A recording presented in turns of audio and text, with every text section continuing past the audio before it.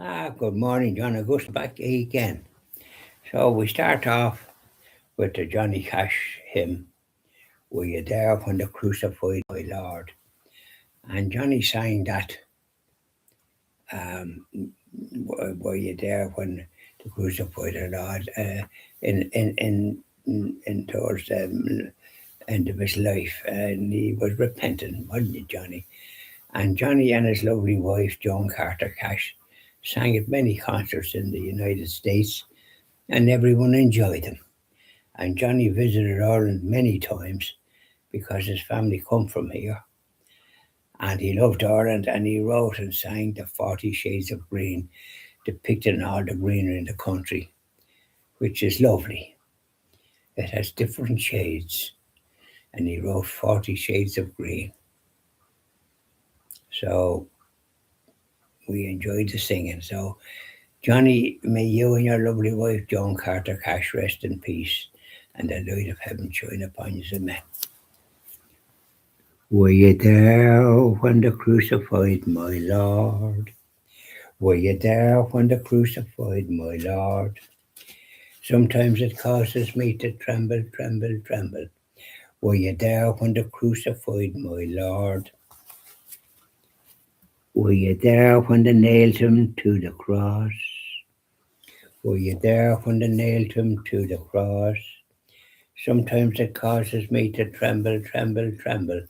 Were you there when they nailed him to the cross? Were you there when they took him down from the cross? Were you there when they took him down from the cross? Sometimes it causes me to tremble, tremble, tremble. Were you there when they took him down from the cross? Were you there when they laid him in the tomb? Were you there when they laid him in the tomb? Sometimes it causes me to tremble, tremble, tremble. Were you there when they laid him in the tomb? Were you there when the stone was rolled away? Were you there when the stone was rolled away? Sometimes it causes me to tremble, tremble, tremble. Were you there when the stone was rolled away? Well, no, you weren't, because the soldiers was there. And on Easter Sunday morning, that stone was moved away by the angels from heaven.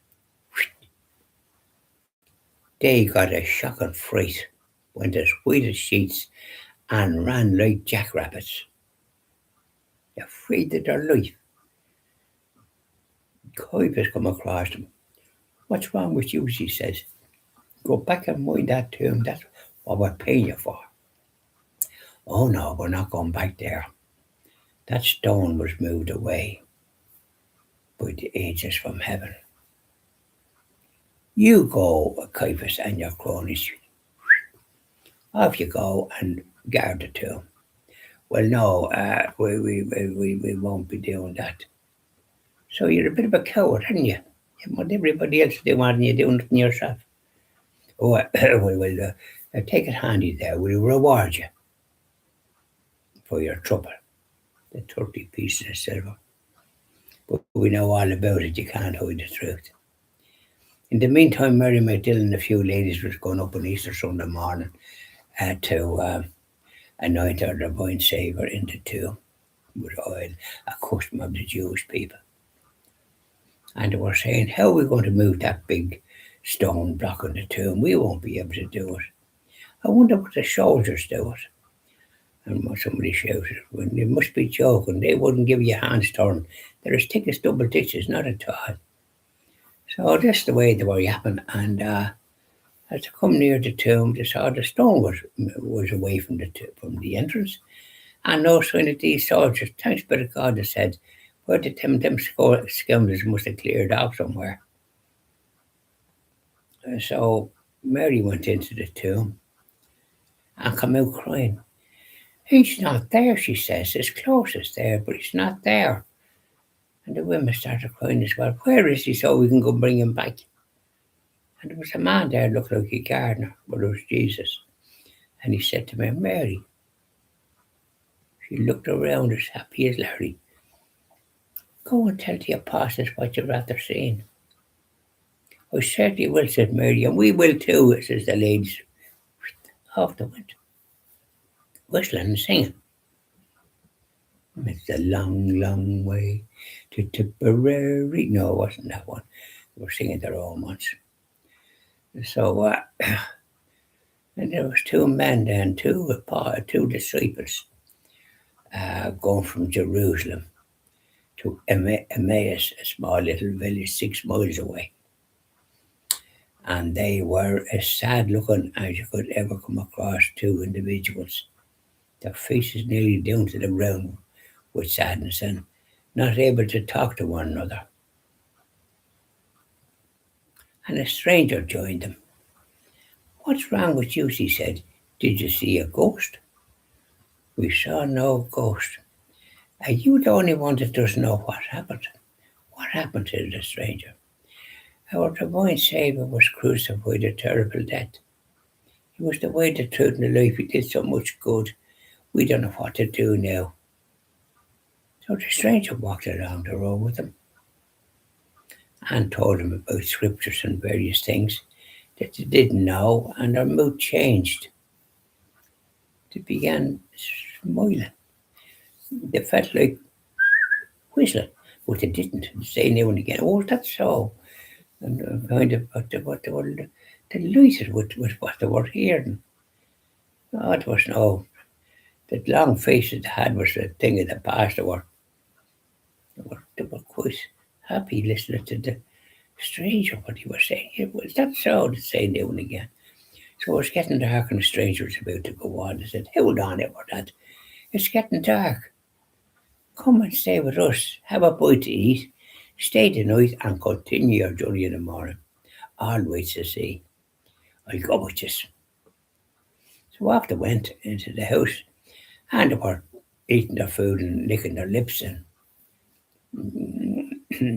Bob's your uncle. And but at the breaking of the bread, they recognised Jesus. He disappeared. Well, Jack and Joe were calling him. They looked at one another, smiling at their face. "Well, doesn't that beat all? The stranger was Jesus. No wonder we were happy as Larry when we were going along, because what he was telling us. It was Jesus. Weren't we blessed?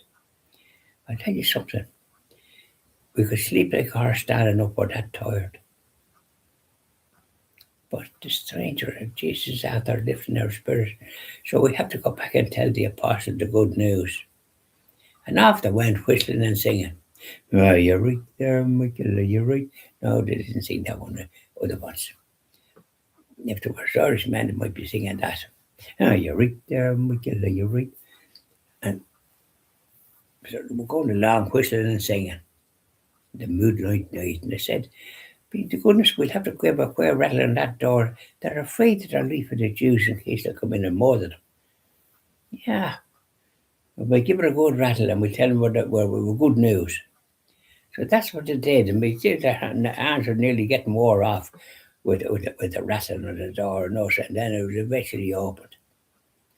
"Well, about time," says they, "we have good news. What the bearer of good news?" Up the stairs they went and told the apostle the events that occurred. Did the apostle believe them? I'm afraid not. Did they believe Mary McDillon Dillon and the ladies? I'm afraid not. And when Jesus appeared to them, he says, "I sent you messengers. Why didn't you believe them?"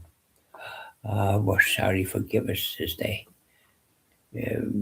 Peter and John went to the tomb and saw that you weren't there, and John realised you, didn't you, John? "Yeah." "Well, we're delighted to see you, Jesus. Thank you for paying us a visit." Thomas the apostle wasn't there, and when the apostle told Thomas the good news, he wouldn't believe either. Oh, they rattled him and shook him. We saw him. Is that not enough for you? But about 8 days later, 8 days later, Saviour appeared again, and Jesus said to Thomas, "Put your hands here," pointing to his wounds. And Thomas did what our Saviour asked him to do, and fell to his knees, saying, "My Lord and my God," ashamed of his unbelief.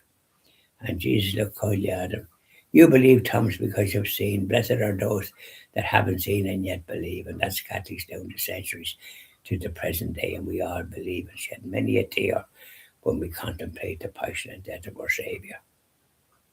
So that's the story, Rory. We'll be telling a different one tomorrow, just to enlighten you. Now, normally we did daily reflection now for February, but I didn't get them as yet from my good friend Oliver. He'll probably be sending them later because I mentioned it to him yesterday. So bye now and enjoy the rest of your day. I think I saw a bit of sun there a while ago. I hope it doesn't disappear again. You know yourself. It seems to be a scarce commodity nowadays. There's snow in other places, but we're not stuck with that. And ice, we're lucky because when I was young, we seemed to be nothing but snow and ice. And the winters was as cool as you like. But now they're not as bad. That's why the cookie crumbles, isn't it? Bye now.